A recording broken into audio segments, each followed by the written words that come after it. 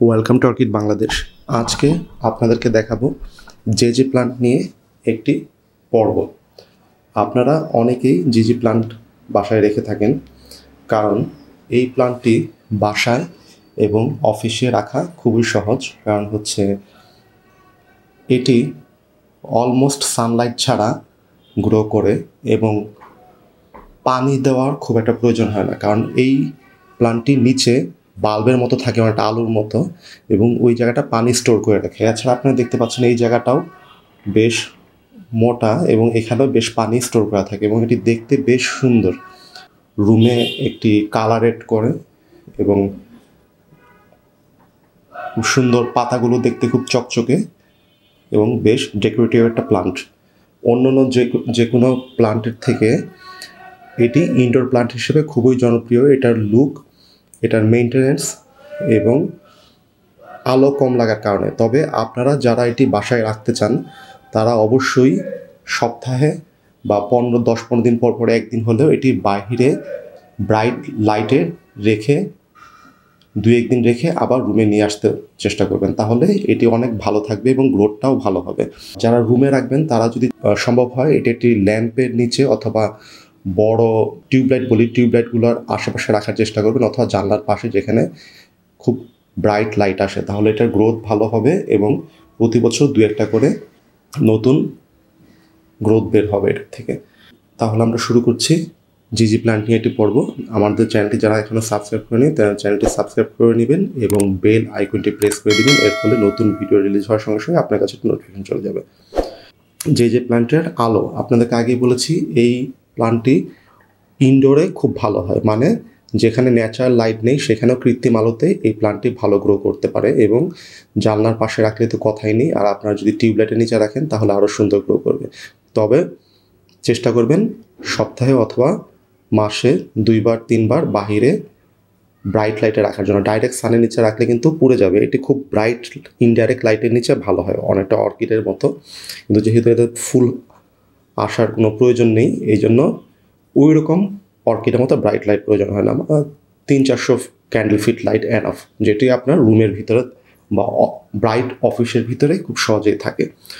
এরপর হচ্ছে পানি দেওয়ার জন্য আপনারা অবশ্যই এটির উপরের পার্টটা শুকিয়ে যাওয়া পর্যন্ত অপেক্ষা করবেন। আপনারা উপরে যদি আঙ্গুল দিয়ে দেখেন যে ড্রাই আছে, তখনই আপনি এটিতে পানি দেবেন, এর আগে পানি দেওয়ার দরকার নেই। আপনারা বেশি পানি দিলে এই প্লান্টটি কিন্তু পচে যাওয়ার সম্ভাবনা থাকে, রুট রট হওয়ার সম্ভাবনা থাকে। তাই পানি বেশি দেওয়ার থেকে পানি কম দেওয়ার চেষ্টা করবেন। যদি আপনার পুরো প্লান্টও শুকিয়ে যায়, পুরো পটিং মিডিয়াও শুকিয়ে যায়, তারপরেও কোনো সমস্যা নেই, কারণ এটিতে এনাফ পানি স্টোর করা থাকে। এই জন্য এটি পানি দেওয়া নিয়ে খুব চিন্তা করতে হবে না। আপনার পুরা পটিং মিডিয়া ড্রাই হয়ে গেলেও এটি পানি দিলেও কোনো সমস্যা হবে না। এটিতে আপনি দেখতে পাচ্ছেন এটা আমরা মাটিতে লাগাইনি, এটি লাগানো হয়েছে কোকোপিটে, মানে হচ্ছে নারিকেলের উপর যে ছোবা থাকে, ছোবার যে পাউডারগুলোতে লাগানো হয়, এটা আমরা কোকোপিট বলি। এটি আপনার কোকো ডাস্ট অনেকে বলে, এটি কিনতে পাওয়া যায় মার্কেটে। আপনারা কোকোপিট এবং পারলাইট মিক্স করে লাগালে খুব ভালো হয়। আপনারা চাইলে কোকোপিটের সঙ্গে হালকা কম্পোস্টও মিক্স করতে পারেন, কিন্তু বালি অথবা মাটিতে এই প্লান্টটি খুব একটা ভালো হয় না। আপনারা চেষ্টা করুন বালি অথবা মাটিতে না লাগাতে, কারণ এটি সহজে শুকায় না এবং দেখা যায় যে আপনারা বালি শুকনা মনে করে অনেকে পানি দিতে থাকেন, এর ফলে যেটা হয় রুট রট হওয়ার সম্ভাবনা থাকে। আমার দেখা কোকোপিট এবং পারলাইটের সবচেয়ে ভালো গ্রো করে এটা, কিন্তু আপনারা চাইলে মাটিতেও গ্রো করতে পারেন। ওই ক্ষেত্রে পানি দেওয়ার ক্ষেত্রে খুবই সাবধানতা থাকতে হবে আপনার।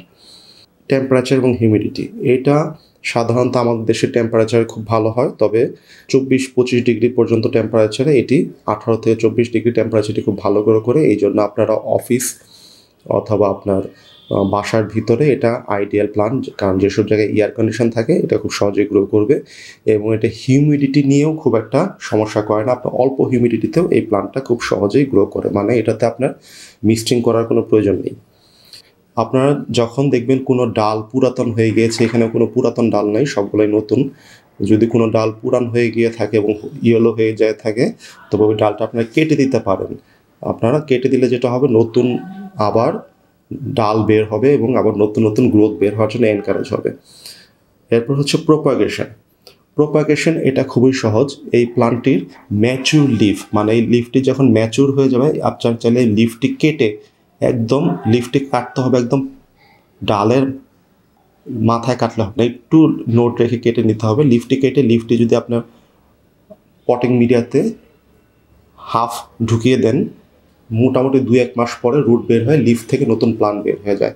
আরেকটি প্রসেস হচ্ছে আপনারা ডাল কেটেও প্রোপাগেট করতে পারেন, মানে এখান থেকে কেটে আপনারা এটা যদি পানিতে রেখে দেন, আস্তে আস্তে এখান থেকে নতুন শিকড় বের হয়ে যাবে এবং শিকড় বের হয়ে এটার থেকে নতুন ডাল হয়। পানি ছাড়াও আপনারা ডাইরেক্ট মিডিয়াতে দিয়েও করতে পারেন, ওই ক্ষেত্রে নিচে শুকিয়ে নিলে ভালো হয়। পোকামাকড়ের সমস্যা, এই প্লান্টটিতে পোকামাকড়ের সমস্যা তেমন একটা হয় না যদি আপনি ঠিকমতো পানি দেন এবং এটা রুট সিস্টেম যদি ভালো থাকে। কিন্তু যদি কোনো ধরনের পোকামাকড়ের সমস্যা হয়, যেমন হচ্ছে স্পাইডার মাইট এবং মিলিবাগ এবং স্পাইডার মাইটটি এই পাতাগুলোর এইখানে হয়ে থাকে বেশি এবং এখান থেকে রসগুলো খেয়ে পাতাগুলো ইয়েলো করে ফেলে। তা আপনারা যদি দেখেন আপনি এখানে সাদা সাদা কিছু আছে অথবা পাতার মধ্যে এখানে কোনো দাগ দেখা যাচ্ছে, তাহলে বুঝবেন স্পাইডার মাইট অথবা মিলিবাগের সমস্যা হয়েছে। স্পাইডার মাইট এবং মিলিবাগ কীভাবে সরাতে হয় এই বিষয়ে আমাদের একটা ভিডিও আছে, দেখে নেবেন। আপনার অ্যালকোহল অথবা সাবান পানিতে খুব সহজেই সরিয়ে নিতে পারেন। লাস্ট পয়েন্ট হচ্ছে আপনার রিপোর্টিং। এই প্ল্যানটি রিপোর্ট করার সময় হলে, যেমন এখন আপনারা চাইলে এটা রিপোর্ট করে দিতে পারেন, অলমোস্ট এটা পুরাটা গ্রো করে গিয়েছে, কারণ এটার ভিতরে যে আপনাকে বলেছে আগে একটা বাল্ব থাকে, আলুর মতো থাকে, আলুটা হয়তো অলমোস্ট পটের সমান বড় হয়ে গিয়েছে। সবসময় এই পট থেকে এক সাইজ বড় পটে যাবে, মানে এইটা নেক্সট সাইজ যেটা, কিন্তু কখনো এটা ডবল বা 3 ডবল সাইজে যাওয়া ঠিক হবে না, কারণ যদিও বড় সাইজে দিলে সমস্যা নেই, কিন্তু পানিটা শুকাতে টাইম লাগতে পারে, এর ফলে রুট রট হওয়ার সম্ভাবনা থাকে। এই জন্য সবসময় এক সাইজ বড় পটে দিলে ভালো হয়, এতে আপনার প্লান্টটি নষ্ট হওয়ার সম্ভাবনা কম থাকে। আজ এই পর্যন্ত। আপনাদের যদি এই ভিডিওটি ভালো লেগে থাকে তবে অবশ্যই লাইক এবং শেয়ার করবেন, এবং আপনারা কী বিষয়ক ভিডিও দেখতে চান এটি আমাদের ইউটিউব কমেন্ট বক্স অথবা আমাদের ফেসবুক পেজ এবং গ্রুপে লিখে জানাতে পারেন। ধন্যবাদ।